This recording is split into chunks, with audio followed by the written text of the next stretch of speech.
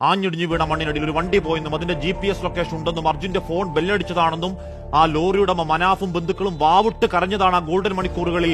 അത് കേട്ടെന്ന് പോലും നടിക്കാതെ ഒരു FIR ഇടാതെ മണ്ണുമലയ്ക്ക് മുന്നിൽ 3.25 ഹിറ്റാച്ചിയുമായി കുഞ്ഞു കളിച്ചവരാണ്. ഇനിയും പൊതിഞ്ഞു പറയേണ്ടതല്ല, അത് പൊറുക്കാവതല്ല. ആ കോഴിക്കോട്ടെ ഒരു വീടിന്റെ വേദന നാടിന്റെ വേദനയാകുമ്പോഴാണ് രാഷ്ട്രീയ നേതൃത്വം ഇടപെട്ടപ്പോൾ മാത്രമാണ് ആ കല്ലിന് കാറ്റുപിടിച്ച സംവിധാനം അനക്കം വെച്ചത്. ഇന്നലെ ഉച്ചയ്ക്കാണ്. അപ്പോഴാ പ്രാണൻ മണ്ണിനടിയിൽപ്പെട്ട് മണിക്കൂറുകൾ 75.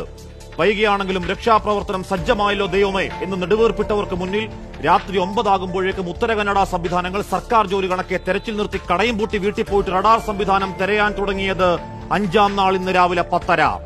നമ്മുടെ ഒരു കൂടപ്പിറപ്പ് മണ്ണിനടിയിൽപ്പെട്ട് രാപ്പകൽക്കിപ്പുറവും ഒരു സൂചനയും കിട്ടുന്നില്ലെങ്കിൽ കേന്ദ്ര കർണാടക സർക്കാരുകൾ നെഞ്ചിൽ കൈവച്ചെന്ന് പറയണം. ആ ഗംഗാവലി പുഴയോരത്ത് കാണാമറയത്ത് പ്രാണപ്രതീക്ഷയിൽ പാവം പിടിച്ച അർജുൻ അല്ലായിരുന്നുവെങ്കിൽ, ഏതെങ്കിലും ഒരു മന്ത്രിപുത്രനോ അവന്റെ ആഡംബരക്കാരോ ആയിരുന്നെങ്കിൽ സംവിധാനങ്ങളെ ഇതാകുമായിരുന്നോ നിങ്ങളുടെ നിലപാട്? പെരുമഴയെന്നും നനഞ്ഞ മണ്ണെന്നും സാങ്കേതികത ഞങ്ങളോട് പറയല്ലേ. പെട്ടിമുടിയും പുത്തുമലയും കണ്ടവരാണ്, കവളപ്പാറയും കൂട്ടിക്കലും കണ്ടവരാണ്, മഹാപ്രളയം കണ്ടവരാണ്, ജീവൻ പണയം വെച്ചും പ്രാണൻ കാത്തവരാണ്. കഴിയുന്നില്ലെങ്കിൽ മാറി നിൽക്ക്, ഞങ്ങൾക്കറിയാം ഞങ്ങളുടെ കൂടപ്പിറപ്പിന്റെ പ്രാണൻ കാക്കാൻ. അത് ബഹുമാനക്കുറവല്ല സാറുമാരെ, സങ്കടത്തിൽ പറയുന്നതാണ്. ചെറിയ പ്രായത്തിൽ പെയിന്റ് പണിയിൽ തുടങ്ങി അച്ഛന്റെ പ്രാരാബ്ദം ഏറ്റെടുത്തവനാണ്. സഹോദരനെ പഠിപ്പിച്ച് ബാങ്ക് ജോലി വാങ്ങിക്കൊടുത്തവനാണ്. സഹോദരിമാരെ പഠിപ്പിച്ചവനാണ്. വീടിന്റെ നട്ടെല്ലാണ്. ഏതു മണ്ണാഴത്തിലാണെങ്കിലും അമ്മയും നാടും കാത്തിരിപ്പാണ്.